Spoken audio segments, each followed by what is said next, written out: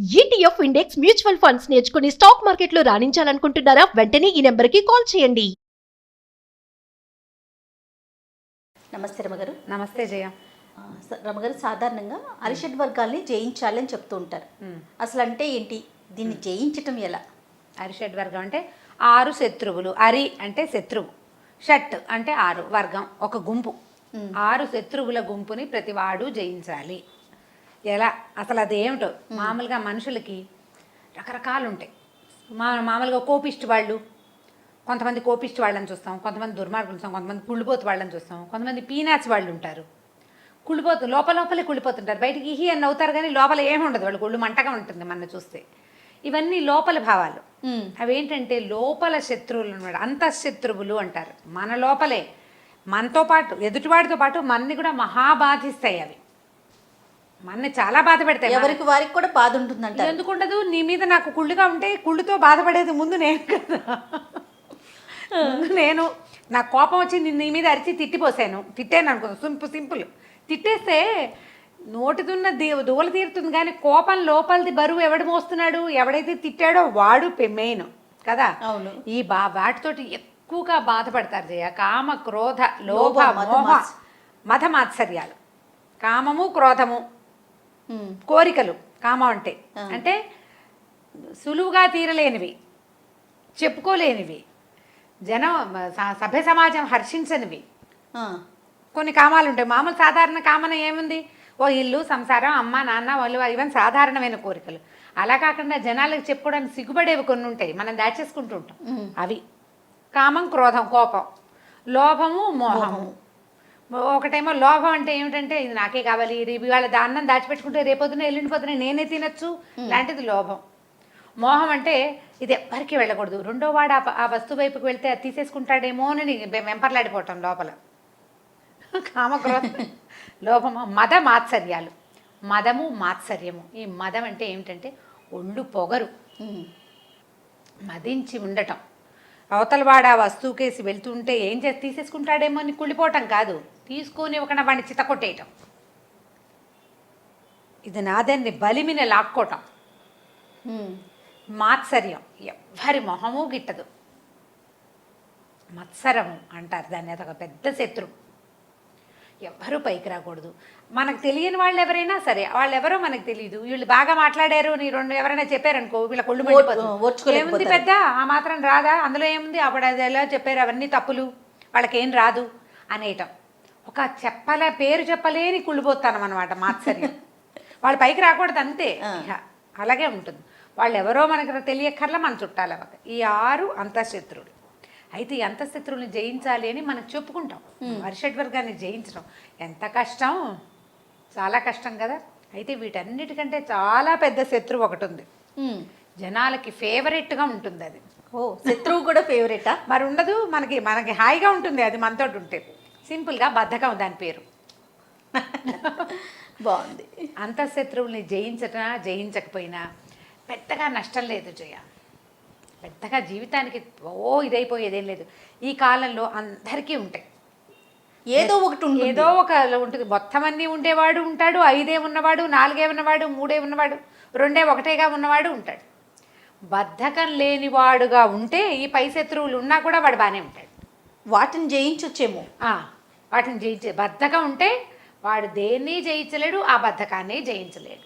బద్ధకం అతిపెద్ద శత్రువు, దాన్ని పోగొట్టుకోవాలి. ఎలా? ఎంత పెద్ద ప్రశ్న కదా.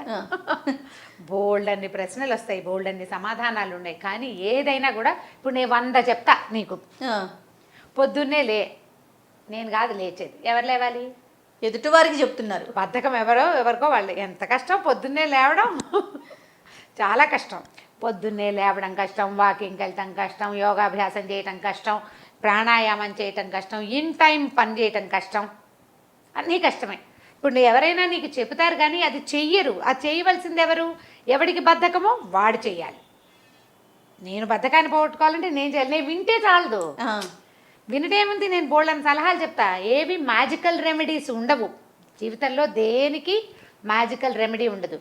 ఏ రెమెడీ అయినా మనం పాటించాలి. అలారం పెట్టుకుని 6 o'clockకి ఈజీ మెథడ్ నేను చెప్పే ఇది వరకు మన దాంట్లోనే ఎలాగా ఫోన్లో అలారం పెట్టుకో, ఫోన్ మంచం పక్కన పెట్టుకోదు, ఫోన్లో అలారం పెట్టినాం అనుకో అలా నిద్రలో అసంకల్పిత ప్రతికార చర్యలాగా ఇలా వెళ్తుంది, దాన్ని ఆఫ్ చేస్తాం అని ఎలాగోలాగా పడుకుంటాం. మళ్ళీ మోగుతుంది, మళ్ళీ గుయ్యి ఉంటుంది, మళ్ళీ అంటారు, మళ్ళీ ఒక 5 నిమిషాలకు గుయ్యి ఉంటుంది. ఎంతమందికి అనుభవం చూడిది. చివరికి ఎట్లా కొట్లా కళ్ళు పెకిలించుకుని తీసి దీన్ని ఏం చేయాలో ఒకటి అట్లా లాగి శాంతం డిలీట్ చేసేస్తాం. అమ్మయ్యా అని పడుకుని ఇంకో 2-3 గంటలు నిద్రపోతాం. పొద్దున్నే అలారం మోగింది ఆఫ్ చేసి పడుకున్నా ఇహి అని చెప్తారు. సిగ్గుపడరు పాపం. సిగ్గుపడాలంటే బద్ధకం పోగొట్టుకోవాలి. దీనికి సిగ్గుపడితే లాభం లేదు. ఇహి అనేస్తే సరిపోతుంది. ఇట్లా మానేస్తారు. చెప్పడానికి ఏముంది, బద్ధకం పోగొట్టుకోవటం ఎలాగ బోల్డ్ చిట్కాలు చెప్తాం కదా. అందుకని ఫోన్ని హాల్లో పెట్టుకోండి. హాల్ దాకా వెళ్ళాలంటే ఏం చేయాలి, మంచం మీద నుంచి లేచి ఈ గదిలో నుంచి లేచి లేదా నేల మీద నుంచి కింద పడుకున్న వాడే లేచి అవతల అక్కడెక్కడో ఉన్న ఫోన్ని ఆపాలి. లేకపోతే అది గుయ్యం గుయ్యం గుయ్యం అంటూనే ఉంటుంది. కాబట్టి వెళ్ళి దూరంగా పెట్టుకోండి. అది బద్ధకాన్ని జయించేందుకు మొదటి చిట్కా. నేను హాల్లో పెట్టుకున్నా కూడా హాల్లోకి వెళ్ళి కూడా ఆపి వచ్చి పడుకుంటాను ఒక్కొక్కరోజు. ఈ సమాధానం ఎంతమంది చెప్తారు చూడండి. నేను ఇలాగే చేస్తా. హాల్లో ఉంది నా ఫోను, నేను అక్కడికి వెళ్ళి ఆపేసి ఈ లోపల ఇంట్లో 2-3 లేచి ఎప్పుడు అలారం పెడతావు, నీతో చస్తున్నాము, నువ్వు లేవు, మేము లేవు చేస్తున్నావు, మా నిద్ర పాడైపోతుంది అని మిగిలిన వాళ్ళతో అష్టోత్తర శతనామావళి చేయించుకుని అప్పుడు ఫోన్ ఆపేసి మళ్ళీ పడుకుంటారు ఇంకో 2 hours. అందుకని ఏం చేయాలంటే ఈజీ మెథడ్, ఆ ఫోను చేతికంతేలాగా పెట్టద్దు, బీరువా మీద పెట్టండి. బీరువా మీద పెడితే బీరువా మీదకి వెళ్ళి చేయి పెట్టి అందుకోవాలా, నిద్రపోతుంది. అప్పుడు ఎక్కువ దూరం నడవటం వల్ల నిద్రపోతుంది. ఇదొక మెథడ్. గుంజీలు తీయండి, ఈజీ మెథడు. ఎవరు తీస్తారు? గుంజీలు తీయలేమండి, మాకు ఒళ్ళు వంగదంటారు. గుంజీలు తీయడానికి కూడా ఒక ఈజీ మెథడ్ ఉంది. కుర్చీ వెనకాల నుంచోండి లేదా సోఫా వెనకాల నుంచోండి. ఆ సోఫా మీద చేతులేసి చెవులు పుచ్చుకుని దిగద్దు, సోఫా మీద చేతులేసి కింద కూర్చోడానికి ట్రై చేయండి. అలాగే ఆ చేతులు పైనే ఉంచండి, మెల్లిగా అలాగా లేవండి. ఒక 2-3 గుంజీలు తీయండి. బద్ధకం పోతుందండి? తగ్గుతుంది. తగ్గుతుంది పోతుంది. ఎట్లా పోగొట్టుకోవాలి మీరు, మురికిపోతుంది అలాగా. అది కాదమ్మా, ఏదో చొక్కా మీద మరకబడింది, చున్నీ మీదే మరకబడింది, నువ్వు ఏదైనా వేస్తే పోతుంది. వేస్తే పోతుందా, వేసాక రుద్దితే పోతుందా? రుద్దాలి గారు అమ్మగారు. మరి ఆ ప్రయత్నం నువ్వు చేయాలా? ఖచ్చితంగా. ముందు ఆ టస్ట్ పింక్ ఫర్గెట్ స్టెయిన్స్, నేను ఎంతసేపు ఇదే చెప్తా, దాని పేరు గుర్తురాదు, ఆ పింక్ ఒకటే గుర్తొస్తుంది. ఆ డబ్బా తేవాలి, ఆ డబ్బా అందుబాటులో పెట్టాలి, ఈ వస్తువు తీసుకోవాలి, ఇది దాని మీద వేయాలి, కాసేపు రుద్దాలి, ఓ పక్కన పెట్టాలి, పోయిందో లేదో చూడాలి. నేను చెయ్యొద్దు, అప్పుడు కదా పోయేది. వ్యానిష్ని ఇంట్లో పెట్టుకుంటే మరకలు పోతాయా? పోవే, పని చేస్తేనే పోతాయి. దీనికి కూడా అంతే. ఇంకొకటి చెప్దాం, ఈ మంచం మీద పడుకుంటారా, ఈ మామూలుగా ఒళ్ళు విరుచుకునే అలవాటు ఉంటుంది చాలామందికి.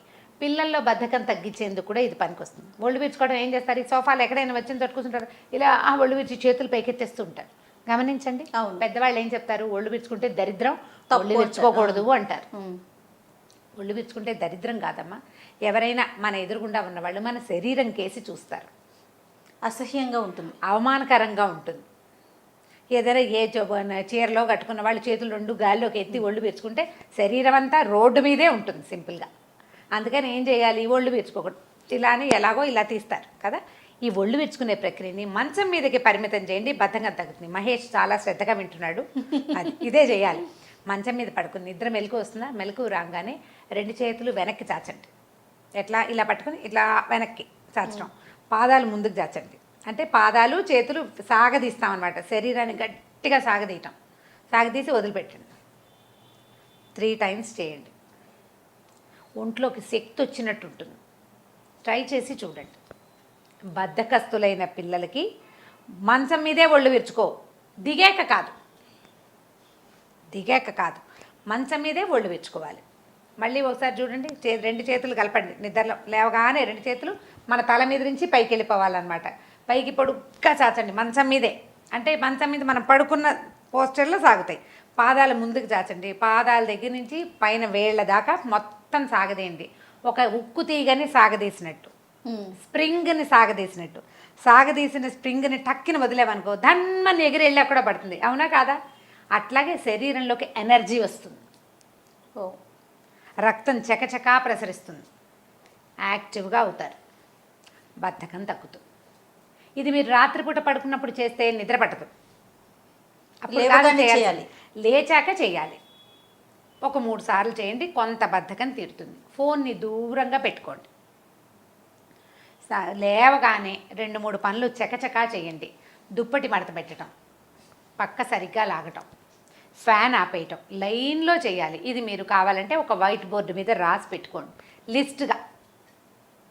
ఈ లైన్ గనక ఒకసారి బుద్ధికి అలవడిస్తే ఆటోమేటిక్గా సెట్ అవుతుంది, క్రమంగా తగ్గుతుంది బద్ధకం. మొదట ఈ శత్రువుని జయించండి. బద్ధకం తగ్గటం ఎట్లా అంటే మీరు నడవాలి, పరిగెత్తాలి, పని చేస్తేనే బద్ధకం తగ్గుతుంది. ఏదైనా సరే ఒక గోడ మీద డూ ఇట్ నౌ అని రాసి పెట్టుకోండి. ఏ పనిని వాయిదా వేయబోకండి. ఇది ఒక ప్రాక్టీస్గా ఒక 20 రోజులు 21 రోజులు చేస్తే బలవంతంగా తర్వాత కొన్ని పనులకైనా మనకి కొంత శరీరం కొంచెం సహకరిస్తుంది, కొంచెం అలవాటు అవుతుంది. ఇప్పుడు ఇన్ టైం 10ంటికి బ్రేక్ఫాస్టు లేదా 10ంటికి ఇంకోటి ఏదో ఆఫీస్ పని, 11ంటికి ఇదేని రాసి పెట్టుకోండి. మీరు బద్ధకం పోగొట్టుకోదలుచుకుంటే చిట్కా ఇది, లేకపోతే చేసేది ఏం లేదు.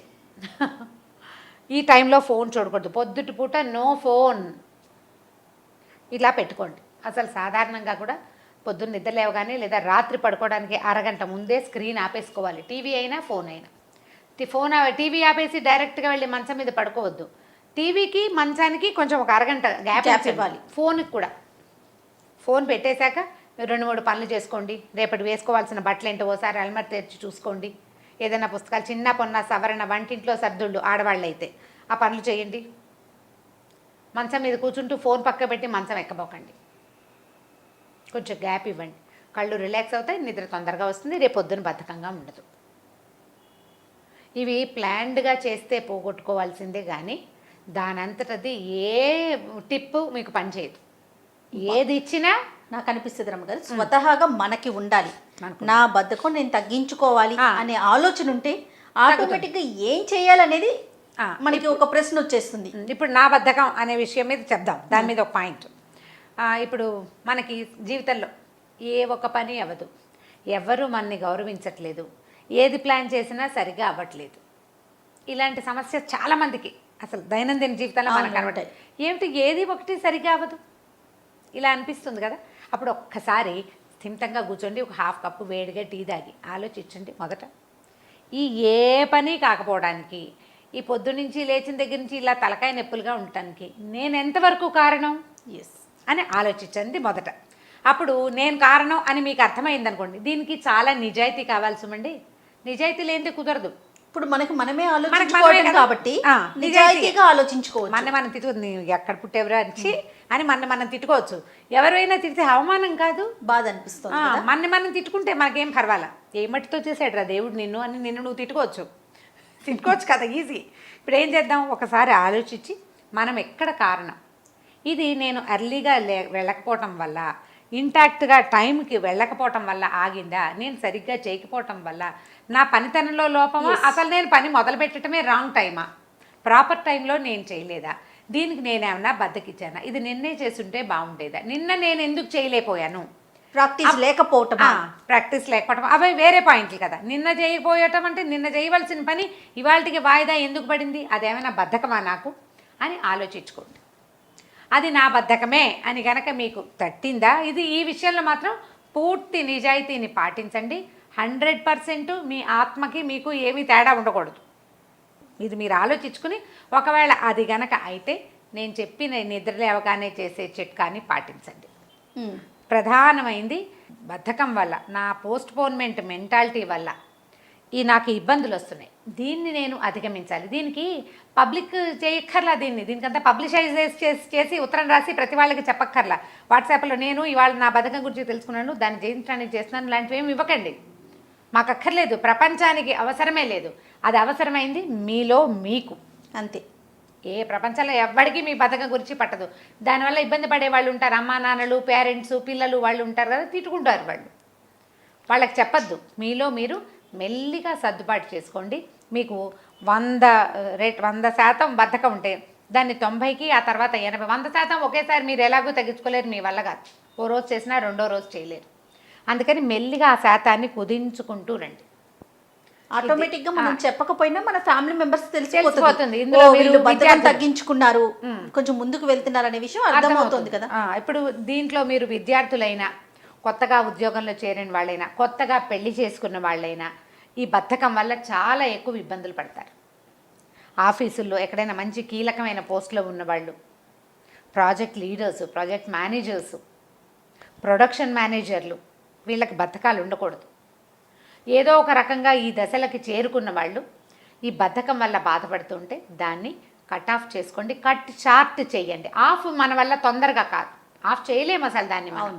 ఎందుకంటే సంవత్సరాల తరబడి పేరుకుపోయింది అది. దాన్ని నిదానంగా కట్ చేసుకుంటూ రండి. దీనికి ప్రయత్నం చేయాల్సిందే కానీ ఇంకో రకంగా ఈ శత్రువుని మీరు పోగొట్టుకోలేరు, మీరు జయించలేరు. నిదానంగా జయించుకునండి. ముందు శత్రువు తాలూకు పిలకలు కత్తిరించండి, తర్వాత కాళ్ళు చేతులు కత్తిరించి దాన్ని నిదానంగా చిన్నది చేయొచ్చు. ముందు దాన్ని పిలక కత్తిరించాలంటే బాగా తొందరగా నిద్రపోవాలి, తొందరగా నిద్ర లేవాలి. ఎవరికి వారు చేయాల్సిన పని, అంతే కదా రమ్మగారు? అంతే. ఇప్పుడు నేను చెప్తాను ఇలాగా, నేను చెయ్యను కదా, చేయాల్సిన వాళ్ళు ఎవరు? ఇది అవసరం ఉన్నవాడు, వాడంతటి వాడు, వాడి ఆత్మ ప్రబోధం వాడికి ఉండాలి ప్రతి వాడికిను. అప్పుడప్పుడు ఇలాంటి పైనుంచి వచ్చే ప్రబోధాలు కాస్త ఒళ్ళు మండినప్పటికీ వినగానే ఒళ్ళు మండుతా గాడిదగుడ్డు వీళ్ళు చెప్పాలా, మాకు తెలీదా? అందరికీ తెలుసు, మీరే చెప్పక్కర్లేదు. ఇలాంటివి కూడా వస్తాయి బోల్డ్ అని, అయినా కూడా మనం చెయ్యం. ఇలాంటి ప్రబోధాల వల్ల చిన్నగా టికిల్ అవుతాం, అంత గుచ్చుకుంటుంది అంతే అంతే. ఈ గుచ్చుకున్న దాన్ని పెద్ద చేసి ఈ శత్రువుని సంహరించండి. అన్నింటికన్నా నాకు టోటల్గా మీరు మాట్లాడిన దాంట్లో ఒక్క పాయింట్ చాలా బాగా నచ్చింది రమ్మగారు, మనతో మనం మాట్లాడుకోవటం. అంతే ఫస్ట్ దాంతో ఎన్ని సమస్యలు తీరిపోతాయో. అవునండి, చాలా రకాల సమస్యలు. అవును, సూపర్ రమ్మగారు. ఈ బద్ధకాల్లో భాగంగా ఇంకొక బద్ధకంతో మళ్ళీ కలుద్దాం. నమస్తే. నమస్తే.